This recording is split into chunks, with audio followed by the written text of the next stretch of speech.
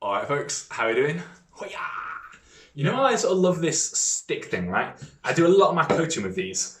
Or one, because I'm sort of like a bit of a lazy coach. I'm an old man now. I don't love demonstrating everything on a full bar, but it's a really handy demonstration tool. And what I want to talk about today is why using one of these in your own training, it's not always appropriate if you're an intermediate, if you're an advanced lifter, but as a beginner lifter, this is going to be your biggest tool to improve. And it sounds stupid and it sounds ridiculous, but let me explain why using lighter weights and doing lots more reps in your beginner phases of training is going to make you significantly stronger, okay? If you are new to the channel, then my name's Alex. This is Character Strength and Conditioning. I am like a content and coaching business, so I try and take my experience from professional strength and conditioning, from coaching for British weightlifting, and I try to give that to you guys. Try and let you know some of the tips that I use, some of the coaching methods that I use, and I try to do it all from my own sort of simple, basic garage gym. So simple kit, simple equipment, stuff that you can set up yourself. It doesn't require anything high tech. It's just good knowledge applied properly, all right?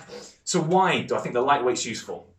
Well, what I see from a lot of beginner lifters, especially when they first come to me, is there's almost an obsession to, or like a desire to push to the heavier weights. We approach weightlifting almost like we would powerlifting or strength training, a squat or a deadlift, and we just want to just overload that bar over and over and over. But it's not always the most appropriate way, and it's because we're ingraining really bad movement habits.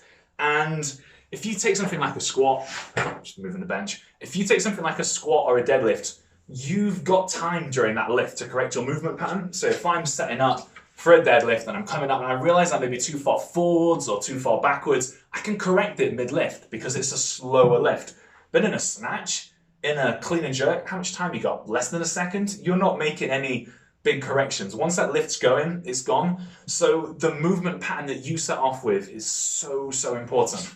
So light rate, light reps. I encourage my lifters to grab a stick like this, start all their workouts, do stuff like this. Practice simple drills, practice some high pulls, practice keeping the bar nice and close in muscle snatches, practice their position in their overhead squat. Are they comfortable down here? Can they spend time chatting to a camera sort of awkwardly? Can they do all of those things?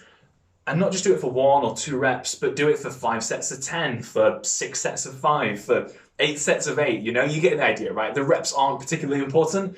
What's important is that you're moving with pristine form as best as you can and getting lots and lots of reps in. Because what you're doing is you're physically training your body's movement patterns. All your nervous system, you're ingraining those movements.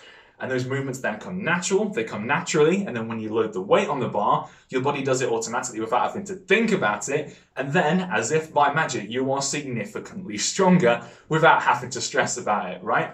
So rather than doing 5 sets of 2 snatch at 80% of God only knows what because your max snatch is god-awful anyway, why not actually just do loads more reps and just assign your weightlifting work by time? If you're a beginner, why not say, I'm going to spend 20 minutes practicing the snatch, and my goal is to get as many quality reps in as possible, where the bar's close, it's above the head, I lock it out, it's down here, I'm moving my feet nicely. So I'm just doing good rep after good rep after good rep for 20 minutes. Do that. I would rather have beginner lifters, if you're in the first 3 months of your training, I would rather see you do that. I'm trying to think of a way to describe how much more I want you to do that. It's so much more impressive than just loading weight up on the bar. No one's impressed by a 50 kilo snatch or a 60 kilo snatch. Get the good movement patterns, all right? Then we can load them up, we can push them, and we can work harder later. And that doesn't mean that you have to just sit on your ass now, okay?